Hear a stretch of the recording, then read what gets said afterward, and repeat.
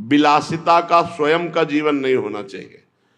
हमारे पास जो सुख सामग्री वो दूसरों के लिए है, अपने लिए जिससे कम खर्चे से काम चल जाए वैसे चलाना चाहिए।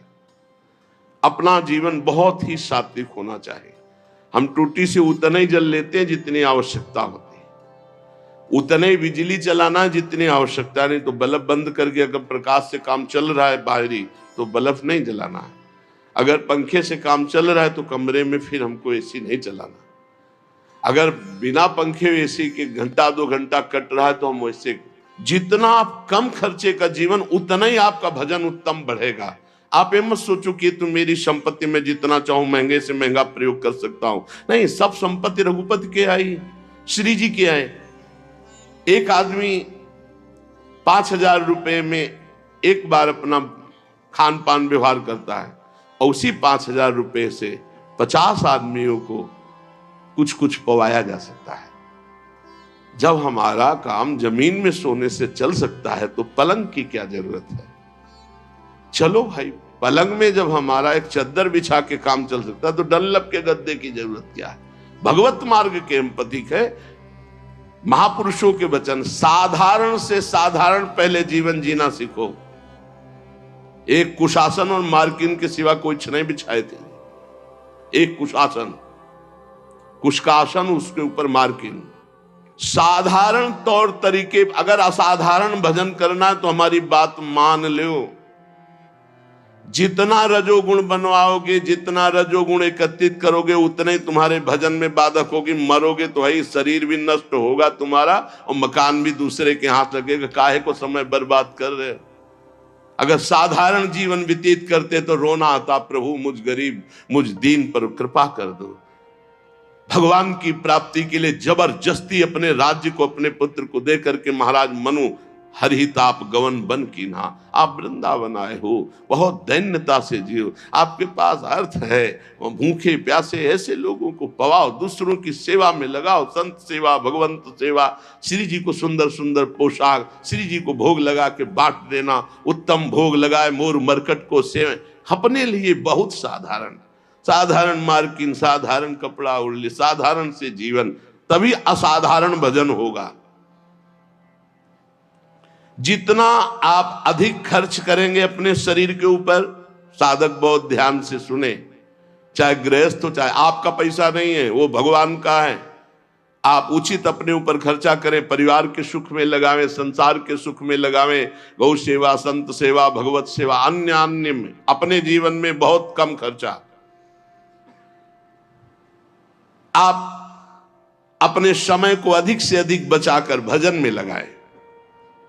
यदि आपके पास बहुत अच्छी धन राशि आ चुकी है तो आपको अब ज्यादा जरूरत नहीं है, तो आप उसे लोक सेवा, भगवत सेवा आदि में लगाते हुए हर समय भजन में लगिए। ज्यादा फैलाओ मत फैलाइए। सच्ची कहते, बहुत सावधानी की जरूरत, बहुत सावधानी। अरे चाहे आप जितना 3.5 हाथ का शरीर तुम्हारे हाथ से, उसको किसी एक कोने में पड़े रहना है। मार केवल बवाल रचे हो, अहंकार पुष्टता, मार रजोगुण की पुष्टता। हाँ, इस दरवाजा इसका आना चाहिए अमुक प्रदेश से, तो खिड़की इसकी अमुक प्रदेश की होनी चाहिए, तो लिफ्ट अमुक कंपनी की होनी चाहिए, वस्तु अमुक कंपनी। बड़ा दिमाग किसी में, मर गए कंपनी सब लगाए, ऐसे बड़े बड़े भवन बने हुए, महल बने हुए, कबूतर हग रहे, रहने वाला कोई नहीं। पुरानी बिल्डिंगें देखो जो राजा महाराजाओं की, तुम्हारी को क्या। ये प्रमादी स्वभाव हटाइए। भजन के बहाने सुख भोगने की आदत छोड़िए तो परमात्मा प्राप्ति जल्दी हो जाए। डट करके सब झंझटों से निपट करके भजन करो। जीवन को प्रमाद से बचाकर प्रयत्न में स्थित करो। शब्द देख लो, शब्द ही है। प्रमाद से हटाओ और प्रयत्न में लगाओ। इतने माला भजन, इतना पाठ, इतना जाकर के राधा केल कुंज में करना, इतना एकांत में पाठ करना, ऐसे ऐसे अपनी दिनचर्या इतनी फिट कि उसको तोड़ना नहीं किसी भी स्थिति में। परमात्मा को भुला देने वाले सामग्री, विषयों, इन सबको हटा दो। अभी लगन नहीं लगी इसलिए। जहां तुम्हारा वास है वहां कोई भी ज्यादा भगवत विमुख करने वाली वस्तुएं अच्छी नहीं होनी चाहिए, बात ध्यान रख लो। जहां वास कर रहे हैं पूरे में राधा राधा राधा राधा राधा राधा राधा, गुरुदेव राधा वल्लभ, गुरुदेव राधा वल्लभ, जहां दृष्टि उनकी पोशाक, उनकी माला, उनके बस एक आसन शयन के लिए, एक आसन बैठने के लिए, बस। आधुनिकता का जितना दर्शन होगा रजोगुण बढ़ेगा, भजन हटेगा, मान लीजिए। बहुत सावधान रहिए। वृंदावन है, वृंदावन की थोड़ा तो रहनी रखो। राधा राधा राधा राधा, यार कभी ऐसा भी करो ना कि एक टाट बिछा के सो, हाथ की तकिया, रज के पात्र रखे हुए कमरे में, उसमें भोजन प्रसाद पाया, टाट बिछा हुआ है, हाथ की तकिया में सो गए, नहा लिया, अपनी दिनचर्या में कुछ खर्चा नहीं, एक छोटे से पंखे से काम चला लिया।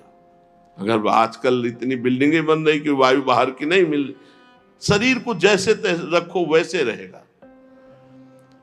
शरीर को जैसे रखो, वर्षों कभी बिजली नहीं रखी यही हित धाम में कटवा के, जैसे रखो।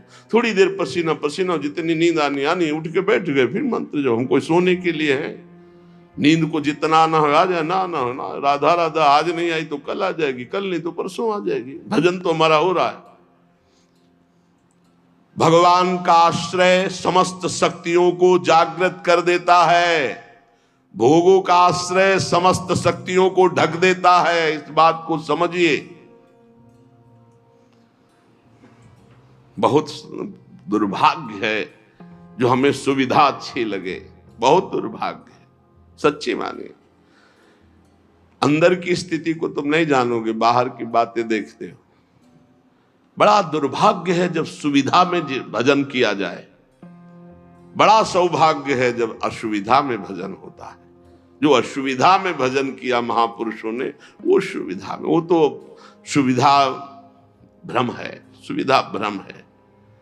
देखो, पूज्य श्री रघुनाथ दास गोस्वामी जी के पिता ने रसोईया, रुपया, सब व्यवस्था, सेवक जन भेजे कि अब जब जगन्नाथपुरी में ही रहेगा बेटा बाबा जी बन के, तो सारी सुविधाएं। अपने आप वैरागी को कोई शिक्षा नहीं देनी होती। एक दो दिन भोग बनाया, महाप्रभु चैतन्य देव को पवाया, फिर कहा कि जब हम भगवत मार्ग में चले तो मेरे प्रभु के द्वारा मेरा भरण पोषण होना चाहिए, ये पिता के द्वारा वैभव का नहीं। वापस कर दिया। और जगन्नाथ जी के सिंह पौर पर जो भिक्षुक जन हैं उनके बीच में खड़े हो गए। तो भिक्षुक जनों का तो अभ्यास था, दौड़ दौड़ के आगे लेते, वो गंभीरता से खड़े रहते। जब कोई उनकी तरफ देख कर दे देता तो वही पा लेते ने, रात दिन भजन करते। इस वृत्ति को भी ठीक नहीं समझा। फिर एक अन्य क्षेत्र से थोड़ा अन्य, इस वृत्ति को भी सुविधाजनक समझा। रात्रि में जो प्रसाद फेंक दिया जाता, गौएं भी नहीं पाती, वो उठाकर धोकर फिर पाते, रात दिन नाम जप। महाप्रभु चैतन्य देव जी को जब गोविंद जी के द्वारा पता लगा कि ऐसे रघुनाथ दास जी, तो चुपचाप रात्रि में गए और भोग लगा को पाना ही शुरू किया था कि ऐसे, और कहा इतना स्वादिष्ट अमृत जैसा भोग अकेले अकेले पाता है रघु, मुझको निमंत्रण नहीं दिया। अरे प्रभु आपके लायक नहीं। बोले यही तो अमृत है। महाप्रभु, भगवान का आश्रय समस्त शक्तियों को जागृत करता है और भोगों का आश्रय इस समस्त शक्तियों को ढक करके पाप ताप संताप उत्पन्न करता है। जो भगवान का आश्रय ले लेता है, भगवान उसके सारे दोषों को अपना दोष मान लेते हैं, सारे उसके अपराधों को स्वयं मिटा देते हैं। भगवान के बल के समान कोई बल नहीं, इसलिए उपासक को अपना बल नहीं, भगवान का बल का भरोसा रहकर निर्भय हो जाना चाहिए। थोड़ी रहनी सुधार लो प्रभु, थोड़ी रहनी सुधार लो। थोड़ा साधारण जीवन जियो तो असाधारण भजन होने लगे। ये सब ठीक नहीं। बाहर सच्ची कहते हैं, दुर्भाग्य समझो जो सुविधाजनक जीवन जीकर भजन करना चाहते हैं, जो साफ सुविधाओं को ठुकरा करके, साफ वैभव है लेकिन बहुत अकिंचन जीवन जीते हैं, बलिहारी उनके जीवन की। भगवान जितनी रचना रचे उसका प्रतिक्षण परिवर्तन हो रहा है और नाश की तरफ जा रही है। शरीर से लेकर जो भी आप देख रहे हो, गो गोचर जहां लघु मनुजाई, सबका परिवर्तन हो रहा है, सब नाश की तरफ जा रहा है। ये क्षण ध्वंसी है, किसी भी क्षण में नष्ट हो सकता है। जो तुम देख रहे हो सब, यहां का मिलना संतोषजनक नहीं है। यहां व्यक्ति मिल जाना, वस्तु मिल जाना, स्थान मिल जाना, या कोई संतोषजनक नहीं, क्षणिक है, दुखद है। श्री भगवान पर विश्वास करके सर्व प्रकार से उनके ऊपर निर्भर होकर जो भजन करता है वो मंगल को प्राप्त होता है। क्षणभंगुर शरीर का क्या पता कब नाश हो जाए। भगवान की इच्छा से जो कुछ है उसी में संतुष्ट रहो। जो तुम्हारे पास है वो दूसरों की धरोहर है, तुम्हारी नहीं है। तुम कम से कम खर्चे में जीवन व्यतीत करो। इस नाट्यशाला में, जगत नाट्यशाला में भगवान के खेल को, सृजन पालन संहार, 3 खेल के रहस्य को जान करके खूब नाम जप करो। पता नहीं कल किसका आए कि ना आए। भगवान बहुत समीप हैं हमारे, उनसे अधिक समीप अन्य कोई भी नहीं है।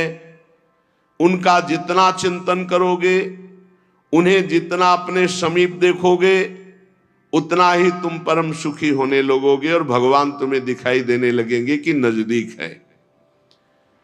जब तक अपनी इंद्रियों को वश में नहीं करोगे, मन को वश में नहीं करोगे, तब तक परमात्म स्थिति नहीं आती। श्री भगवान ने गीता जी में अर्जुन जी से कहा कि जो योग युक्तो विशुद्धात्मा विजितात्मा जितेंद्रिय सर्वभूतात्म भूतात्मा कुर्वन्नपि न लिप्यते। जिसकी इंद्रियां भजन के प्रभाव से वश में हो गई हैं, जिसका अंतःकरण मन बुद्धि चित्त अहंकार निर्मल हो गया है, जिसका शरीर पवित्र हो गया है, साधन करते करते शरीर वश में, इंद्रिया वश में, मन वश में, बुद्धि वश में, चित्त वश में, अहम वश में, संपूर्ण प्राणियों के आत्मस्वरूप भाव में जो स्थित है, अब उसको कोई कर्म नहीं बांध सकता। नहीं, हर कर्म जीव को बांधता है। जिसकी इंद्रियां वश में है, जिसका मन वश में है, जिसका शरीर पवित्र हो चुका है, निष्पाप, वो पुरुष कुछ भी जो कर रहा है कभी वो पाप को प्राप्त नहीं होगा। कोई भी कर्म उसे बांध नहीं सकता। इसी को तो जीवन मुक्तता कहते हैं, परम आनंद। देखो भगवान कह रहे हैं